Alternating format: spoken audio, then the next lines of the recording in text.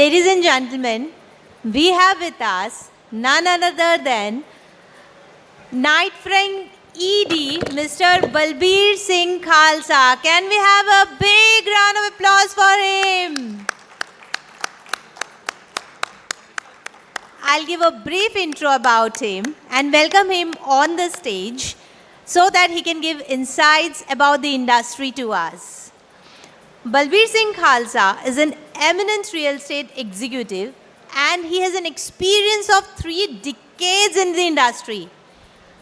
With this experience, he has done a lot of things in the real estate industry, be it land acquisition, be it leasing excellence, be it strategic dispositions, project management, both in industrial and commercial properties.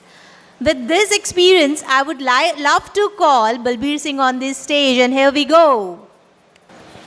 Yeah, so what I was saying was, I'm actually an electronics engineer and basically was into electronics and IT field for first 20 years. And after the telecom fiasco which happened, where the license got cancelled. Is the voice audible to all? So this is where I joined Knight Frank into the real estate field and had a good time here, almost there in Knight Frank for 12 years now, and done my bit in the industry for commercial and industrial development, and still going on strong, and now more focusing on industrial and warehousing, and now more into capital markets, doing more guiding most of the foreign funds for investments in warehousing and industrial. Wonderful. 40 years of experience, Balbir. No, more. You can say almost 32 years of experience. Oh my God, that's wonderful. Yeah. And 20 years with Knight Frank. No, 12 years with Knight Frank. Before that, I was with BPL for 4 years and Panasonic as a brand for 9 years. And then I had a stint with Reliance and Tata's. Huge, And vast then- experience, yeah. and I'm sure we all will take couple of insights from you when we leave out of this stage. So, Thank you. so what do you think about this warehousing and logistic industry? I mean, how's the market, global market versus India market? See, global market is very big. India market is still small comparatively. India, you can say the market size is around 50 million square feet in the top 8 cities and say around 70 million square feet across India. And but it's growing. India has been growing since the GST came in. The warehousing has taken a focus, and where large warehouses are coming in. And to your surprise, Thane is the biggest market of India.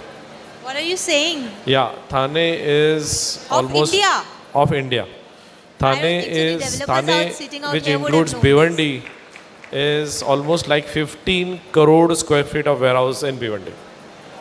That's wonderful. So it is the largest, you can say largest cluster across Asia maybe. You don't have any cluster in Asia which can be 15 crore square feet of warehouse. And that's because of Bhiwandi? And that's in your heart of cluster, which is Bhiwandi. Wow. It is so large. And it is growing, you can say, at the rate of 1 crore square feet per annum. So we should be proud to attend this event Yeah. today in Thane itself. Yeah. Though it is unorganized still, but still the growth is so high. Wow. And that's not only of Mumbai or Maharashtra, that's full of India. I am talking only of Thane compared to the country. Wow, that's Even Delhi NCR, entire Delhi NCR is smaller than Bhiwandi. And then how is Vasai and Palghar market for industry and logistics? See, Vasai to Palghar is more of industrial and less of logistics. वहाँ industries बहुत ज़्यादा है, and but a very good market for industries. Okay. Basically for manufacturing, you can say. Because you don't have any other cluster in Mumbai for manufacturing. So that is the only belt which is again in Thane and has large thousands of industries there. Okay. And when we talk about the logistics across Mumbai, how is the market? I mean, areas outside Mumbai, what would be the logistics and Yeah, industrial? say it's like within Mumbai, if you really see, JNPT is growing well, Taloja is also doing well, and Vasai to Palghar was always well. Bhiwandi is already number one, and these are the markets across Mumbai. And what was your next question? And how do you pick up? So if Knight Frank want to come to Thane, what would be the Knight Frank ask in Thane? I don't understand this. How would you start your leasing and warehousing when We it are comes already doing to it in Thane. We are doing quite a lot of business in Bhiwandi, in Thane. We are doing quite a lot of office leasing in Thane. We are doing quite a lot of land sales and forward sales, leasing in Bhiwandi. So when you come, at what stage in land do you come, and what is your minimum square feet that which you would want for an acquisition or taking it? See, it's not. We normally cater to corporates' requirements. So normally the size for a warehouse can be at least 50,000 square feet, and for an office should be at least 5,000 square feet. That's where we try to service those clients. Okay. So even at 50,000 square feet, you would be quite okay to start up with a business Yes, outside. it's a maximum companies when they come, they start with a smaller size. Correct. So, and then they grow. So today, as Amazon may take 5 lakh to 10,000 square feet, a Flipkart can take 5 lakhs to 10 lakh square feet, but they started smaller. So Correct. you have to be with the client when they are small. And when we talk about warehousing industry or logistic industry, what is the latest trend out here? What is the? Latest trend out here. See, the latest Any trend ask is, from I'll tell you. MNCs or- It's like in warehousing and logistics, what happening is now the specifications have changed, and most of the specifications are international specifications, which we call it as grade A specifications. So they are not very different from the current ones, but they have quite a lot of security inbuilt in that. There are quite of future flexibility inbuilt in that, and these are more larger boxes. They are fully compliant. It's not like earlier, लोगों ने ग्राम पंचायत का approval लेके बना दिया. Now it's all about MMRDA or UDCPR rules. So they follow all the rules, built it, and so it is fully compliant warehouse, fully secured warehouse, and done with the grade A specifications so that foreign funding can be received. So the more the security, the better it is in today's market. It's always that way, rather in each part of real estate. Why warehouse only? And how the warehouse market is attracting the investors? What kind of an ROI are bringing them to invest more and more into this market? And we are seeing that day by day it's expanding.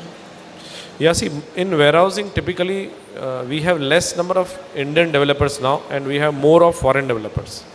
It's like Blackstone is in warehouse, then you have Indospace with GLP in warehouse, you have ESR in warehouse with GIC. So if you really see, we have almost like 20 to 25 funds, foreign funds in warehousing today in India.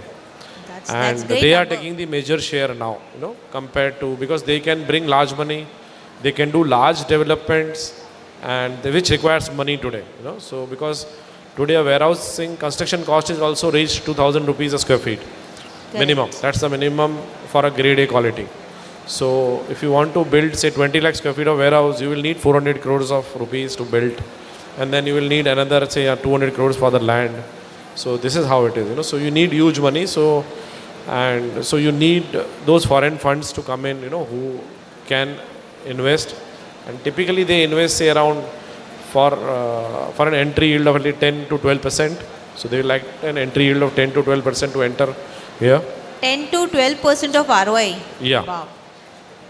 So for anyone to invest into real estate, I don't think so any commercial property or any residential property will give them this kind of a return. No, even commercial gives to the funds, it gives them 12%.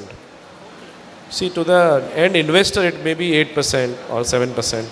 But when it comes for a developer or for a fund who is investing, they will look at 10 to 12%. Otherwise, they will not put money. Correct. Because they have to hedge against dollar also, With depreciating rupee, you have to adjust that thing also, because the rupee will depreciate also. So you see a lot of foreign direct investments coming into this sector purely for warehousing, for the development of warehousing in India. See, in warehousing, Indian money is very less. Everything is foreign now. Wonderful. There is nothing called Indian money in warehousing. It is only the initial start risk money. Balance all is foreign money in warehousing. So I foresee that even India would sooner be a hub to supply to the entire Asian markets.